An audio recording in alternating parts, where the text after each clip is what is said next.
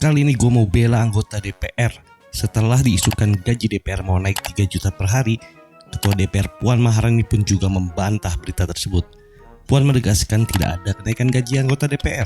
Yang terjadi hanyalah perubahan fasilitas, yakni penghapusan rumah dinas yang diganti dengan kompensasi uang rumah. Rumah dinas yang sebelumnya disediakan untuk anggota DPR kini sudah dikembalikan ke pemerintah. Karena apa? Karena rumah dinasnya itu sudah tidak layak huni. Masa rumah dinas dewan yang terhormat seperti ini? Harusnya rumah dinas mereka lebih bagus dan lebih dari rumah mereka. Sekarang aja mereka punya rumah bak hotel bintang 5. Masa dikasih rumah seperti ini? Kan kasihan mereka. Wakil Ketua DPR Adis Kadir pun ikut menegaskan bahwa gaji pokok anggota DPR periode 2024 sampai 2029 tidak mengalami kenaikan. Adis mengatakan bahwa gaji pokok yang diterima anggota DPR kurang lebih tetap 7 juta. Yang naik hanya komponen tunjangan. Gaji dan gimana kalau gaji tidak ada naik. Gaji kami tetap terima kurang lebih 6 juta setengah, hampir 7 juta. Tunjangan beras kami cuma dapat 12 juta. Kami cuma dapat 12 juta. Nah lihat, kasihan kan? Tunjangan beras mereka cuma 12 juta. Oke, kita coba hitung ya. Hitunglah harga beras kurang lebih Rp15.000 per liter. 12 juta rupiah dibagi 15.000 sama dengan 800 liter per bulan. 800 liter bagi 30 hari hanya 27 liter per hari. Nah kan sedikit kan? Coba lu bayangin kalau mereka kurang makan. 27 liter per hari itu sedikit. Karena biasanya mereka makan uang rakyat yang budgetnya miliaran sampai dengan triliunan. Masa 12 juta aja diributin? Dengan beras, karena kita tahu beras telur juga naik. Mungkin Menteri Keuangan juga kasihan dengan kawan-kawan DPR. Jadi dinaikkan dan ini juga kami ucapkan terima kasih dengan kenaikan itu. Benar sekali, memang anggota DPR itu perlu banget dikasihani. Mereka sudah sangat capek lu bekerja. Perumahan kan per bulan itu kalau di sekitar sini kan ngontrak atau kita kos kan 3 juta per bulan. Didapatkan 50 juta per bulan. Kalau kita 3 juta kita kalikan 26 hari kerja berarti 78 juta per bulan. Padahal yang didapat cuma sekitar 50 juta per bulan. Nah, jadi mereka masih nombok lagi. Nah, bener ini, nombok kan mereka. Masa mereka udah capek-capek kerja, nombok pula. Kita hitungin lagi nih ya.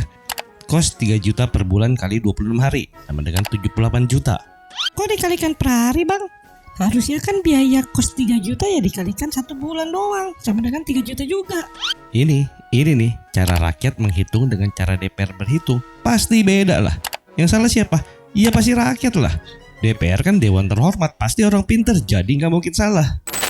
Nanti kita pikirkan, kalau memang masih dikira itu 50 juta terlalu besar, nah teman-teman kita himbau cari kos-kosan kira-kira yang 1 jutaan lah begitu. Mungkin yang kamar mandi di luar atau seperti apa gitu. Ya kalau memang masih terlalu dianggap masih terlalu mahal kos-kosannya 3 juta. Oh jangan Pak. Jangan sampai anggota DPR kamar mandinya di luar. Cukup kami saja rakyat yang merasakan. Karena apa? Karena anggota DPR sekali lagi dewan yang terhormat.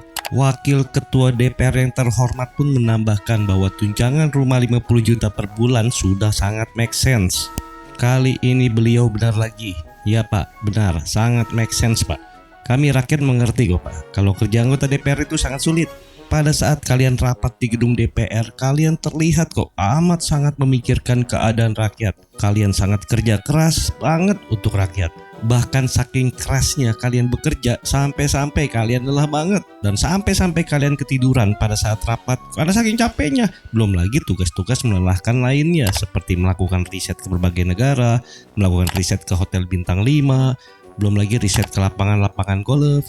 Maafkan kami Pak yang selalu berprasangka buruk dan tidak tahu diri ini, mencemooh dan menghina kepada anggota DPR. Kami sungguh tidak tahu terima kasih atas usaha-usaha yang telah dilakukan anggota DPR untuk mewakili suara kami rakyat Indonesia. Teganya kami mengolok-olok dengan mengatakan, enak banget ya jadi anggota DPR, kerjaannya rapat tidur doang, gaji sampai ratusan juta rupiah. Hei, tidurnya mereka itu pada saat rapat karena mereka sedang memimpikan sebuah solusi untuk bangsa dan negara. Seperti contohnya, bagaimana caranya agar anak muda bisa jadi pemimpin di bangsa ini. Jangan seperti anggota DPR Swedia yang kerjanya hanya mewakili rakyat dan merasa tidak pantas diistimewakan atau mendapatkan banyak fasilitas dan gaji tinggi. Mereka tidak mendapatkan tunjangan apapun, tak dapat tunjangan mobil, tak dapat tunjangan rumah, malah tinggal di apartemen sempit. Jangan sampai anggota DPR Indonesia seperti ini, karena bisa-bisa membuat mereka hidup tidak bersahaja. Mereka itu guardless konstitusi loh. Dan kalau memangnya benar mereka naik gaji 3 juta, duit 3 juta sehari itu sangat amat tidak cukup. Coba bayangkan kalau suatu hari anak mereka mau jajan, minta beliin pesawat jet. Kebayangkan berapa lama mereka harus mengumpulkan uang untuk memenuhi keinginan anaknya tersebut. Kasihan kan? Jadi sangat masuk akal memang baik gaji maupun tunjangan mereka itu dinaikkan. Udahlah, kita sebagai rakyat tidak usah lagi protes dan mengolok-olok mereka. Kerja keras yang mereka lakukan sangat tidak sepadan dengan apa yang mereka dapatkan. Karena kalau kita terus mengolok-olok mereka, gimana kalau terus mereka membalas kita dan semakin menunjukkan kepedulian mereka kepada kita? Mereka akan terus semakin bekerja dengan keras dan semakin memikirkan kita rakyat yang sudah miskin dan gak tahu malu ini. Udahlah, jadi enak gue.